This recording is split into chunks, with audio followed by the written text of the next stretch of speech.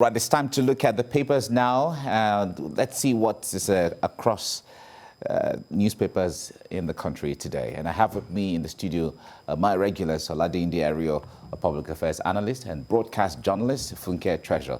Gentlemen, nice to see you. Of the press. When it comes to gentlemen of the press, sure. you know what it is. Happy. Oh yes. You do that as well. So amazing. Amazing. A Lamborghini. No, don't worry. Trust me. You know, it's only in Nigeria we have happy everything. Happy New Year, happy weekend, happy Sunday, happy New haircuts. Aren't we happy people? All right, let's get into the papers now. National economy is where we start from. And it says 59.7% Nigerians oppose federal government's move to borrow from dormant account balances. PwC report is saying this. All right, 59.7% Nigerians oppose the move to borrow from dormant accounts. Leadership newspaper is next now, and it says restructuring, state creation, top constitutional review. Restructuring, state creation, top constitutional review. The Senate received 250 memoranda. Lawmakers sponsor 60 bills. Okay, restructuring. All right, it's something everyone would like to talk about one way or the other. Blueprint newspaper. Blueprint is on COVID-19 protocols. Kogi high-risk state, PTF alerts Nigerians. Kogi high-risk state, PTF alerts Nigerians. I recall that the governor has not, from what they said, is not cooperating when it comes to the issues of COVID-19. News Direct is next. It says COVID-19, PTF declares Kogi high-risk state and warns Nigerians not to visit. All right, COVID-19, PTF declares Kogi state high-risk state and warns Nigerians not to visit. Okay. Daily Times is next. Daily Times says federal government orders security agencies to enforce COVID-19 protocols. Federal government orders security agencies to enforce COVID-19 protocols. All right. Daily Independent says federal government vows to jail defaulters of COVID-19 protocols. All right. It's a law now. You could be jailed for 6 months if you don't wear your face mask in public. Federal government vows to jail defaulters of COVID-19 protocols. That's Daily Independent. Daily Sun is next now. COVID-19. Federal government declares Kogi state no-go area. Tells Nigerians to stay away from the state, lists Yobe, Jigawa, Zamfara, Kebbi as states not reporting testing, and identifies 22 high-burden local government areas nationwide. Says country experiences 34% rise in death, and Edo records 400% increase in cases in 9 weeks. That's really troubling. All right, let's go to the Nation newspaper. PTF, COVID-19 killed 405 Nigerians in 2 months. COVID-19 killed 405 Nigerians in 2 months. 75 doctors infected in 1 week. 57 million vaccine doses to come in batches. Kogi declared high-risk state. Okay, that's the Nation. Daily Trust. Daily Trust says the federal government's directive on COVID-19 flouted in states. 100 people sentenced in Abuja, 19 in Edo, and IG orders clamp down on violators. Kogi declared high risk. Persuasion key to observing protocols. Experts are saying this. Okay, and then the Guardian newspaper. Be first to take coronavirus vaccine, Khan tells government officials. Be the first to take coronavirus vaccine, Khan tells government officials. Demands Buhari political office holders be vaccinated publicly. Don't listen to conspiracy theorists, SGF tells Khan as a Christian Association of Nigeria. And powerful countries hijack vaccines. Hanere cries out at the Minister of Health. Minister says 297 deaths recorded in January. You face jail. SGF reminds violators of protocol. All right, that's the Guardian newspaper. Vanguard is next. The presidency replies Ohaneze, Northern Elders. Federal government not appointing police IG based on ethnicity. Okay, federal government not appointing police IG based on ethnicity. Okay, that we go to the Punch newspaper. The Punch says herdsman invites armed kinsmen to dominate oil farms, says Monarch. Headsman invites armed kinsmen to dominate oil farms, says Monarch. Herders cutting down cocoa trees, burning cashew plantations. A traditional ruler is saying this. Oil plans compensation for victims. Community welcomes Makinde with protests. And Ogun silent on Igboho's visit, says Abiodun's aide misquoted on alleged invitation. All right, those are some of the stories on the front page of the Punch newspaper. Well, gentlemen, I think let's look at this issue that is of great concern to a lot of people who have been talking about it. Social media has gone, abuzz with the issues from Kogi State when the PTF declared Kogi State a high-risk state. Now, recall that from the start, From the one, yeah. the governor of Kogi State and the governor of Cross River State originally had never really been on the same page with the NCDC. With all of us. Not the point. Well, the point there is, when a governor speaks, you know that they speak from the depth of understanding because they all have access to information we don't have access to. So when they make their statement, you don't know where they're coming from, one way or the other. But now Kogi is on the spotlight.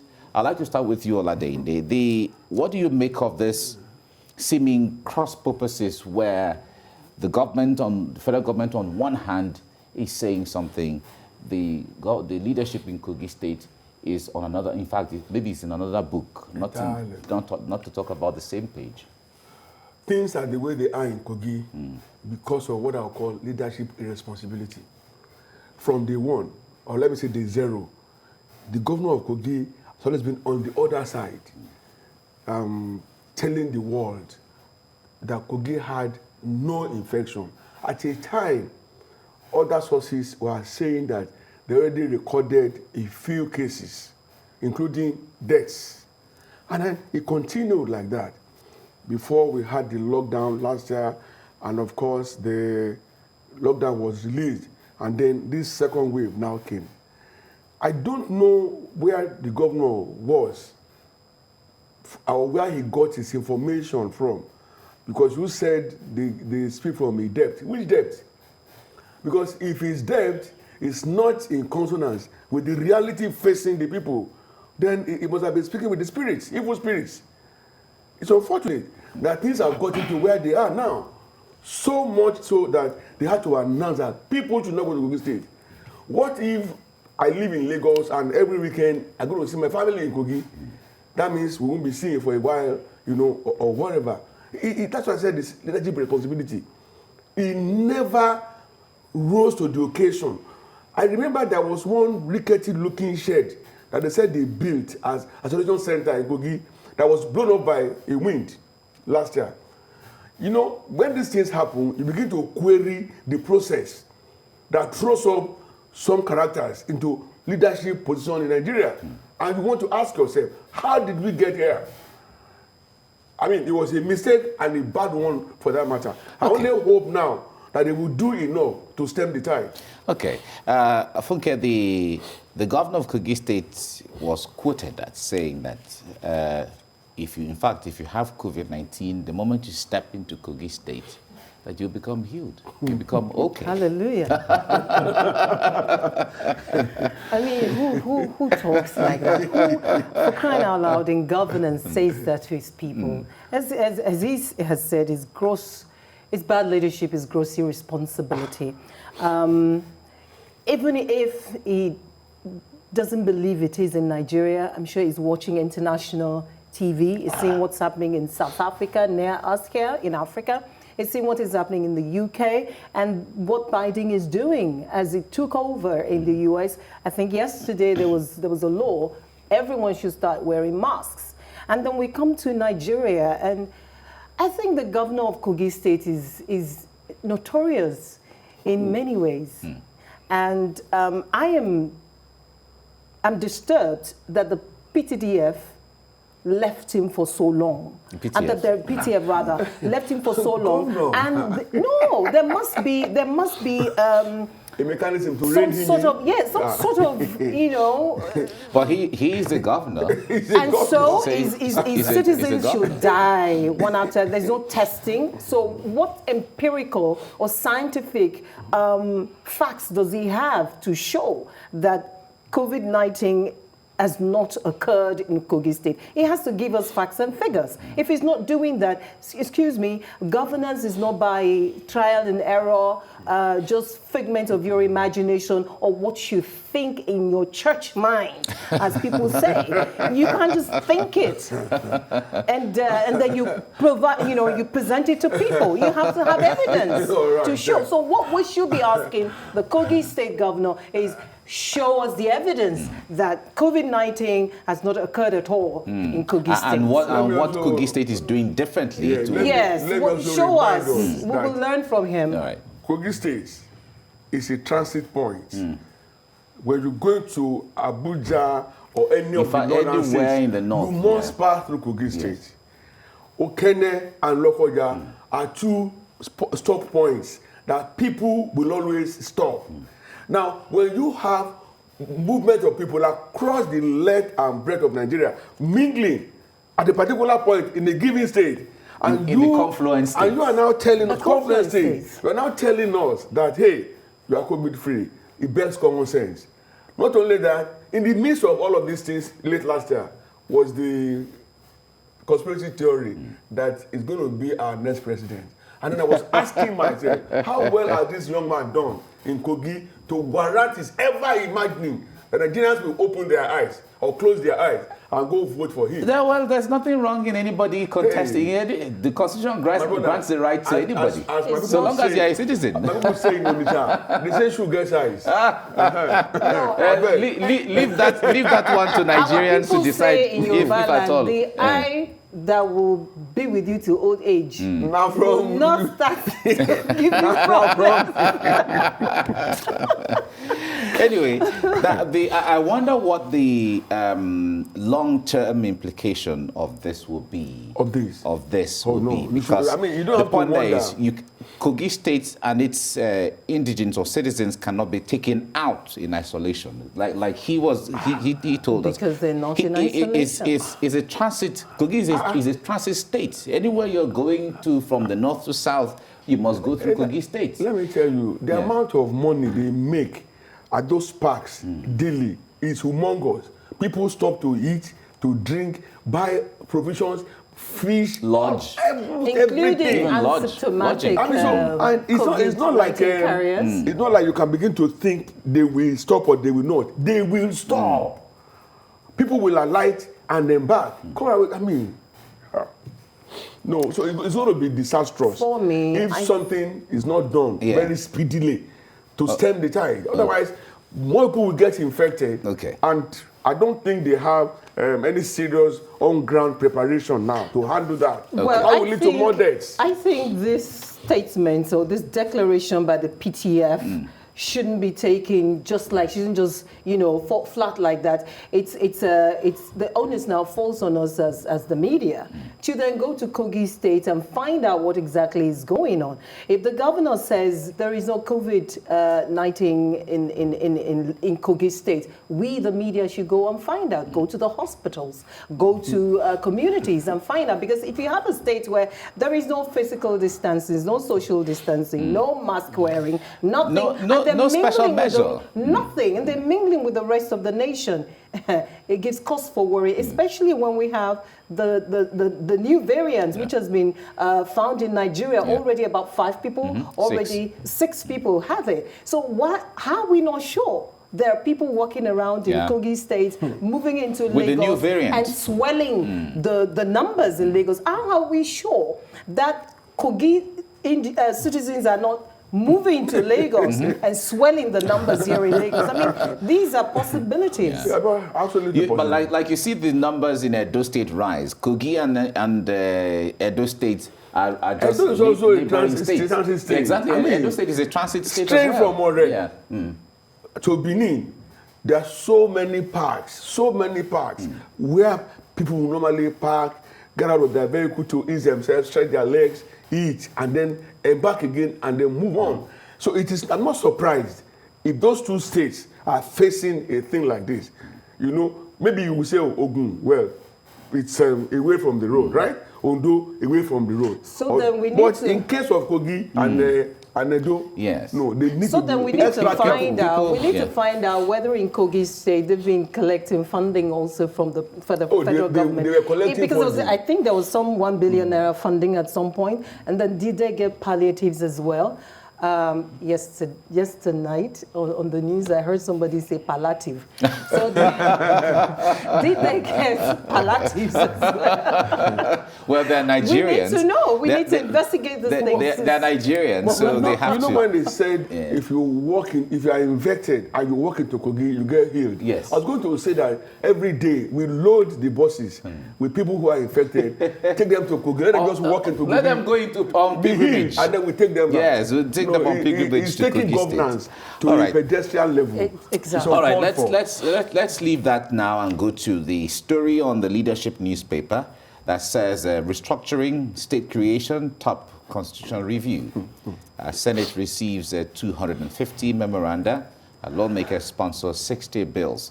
Now, this issue of restructuring has been on for many years. Absolutely. Now. A lot of people have said that Nigeria is not working the way it's supposed to be because but it's the truth. The structure of Nigeria, the way it is right now, it's faulty. Doesn't give room for, development or for growth the way it's supposed to be. That if the country is restructured, it will be better. Then the issue of state creation, people are still agitating, talking about the issue of, but if you make comparison to some of the states, how viable they are, others are saying, no, let's consolidate. What do you make, when I saw 250 memoranda received, that means they want more 250 states, plus the existing 36. Yeah. 90% of which are not sustainable. Or am I not, maybe I get my own facts from another place anyway. We should not allow needless emotion to run our lives. We should face realities. And you don't need a degree in rocket science to understand that 90%, if not more, of our states, as they presently are not sustainable. When you take Lagos, maybe Rivers or which other one again, that you can say they can stand on their own. Not only that, Kano. if you see Lagos, Kano, yes. If you see the level of indebtedness bedeviling them, including unpaid salaries, some states today can still not pay the minimum wage. And then you guys are now saying you need more states. Excuse me, it begs common sense. We need to restructure. As far as I'm concerned, we can do with only 6 regions and then the FCT. That way, the cost of governance and the cost of administration will have been so massively reduced. And then we can free funds for capital development. Funke, the point there is this restructuring has created more debates than the issue of looking at the possible or likely solutions. Why do we misunderstand the issue of restructuring so much? Thank you. First of all, a lot of us Nigerians are ignorant of what the Constitution says about a lot of things. If you look at the U.S. Constitution, it has about 7,000 words. And then you look at the Nigerian Constitution, more than 64,000 words. Who's going to read it? How many of us have read the Nigerian Constitution? I've seen the publication. I've even seen the publication. That's on one side. Secondly, we're looking at restructuring. You took it out of my mouth. Let's go back to the regions, because that's what worked. You're looking at a lot of people agitating for states to do what? What would your states, what's the value you're going to add to the already existing, if they're talking about structure. 250, we have about 250 because ethnic ignorant groups. of what the Constitution So every ethnic says. group in the country should have... We can't have that. We can't have that because it's not even workable. I would ask for a referendum. Wow. I would ask for a referendum, and I will push for a referendum. Okay. I know that there are clauses here and there in the various acts that we have. If you look at the Constitution, if you look at the INEC Constitution as well, all of these,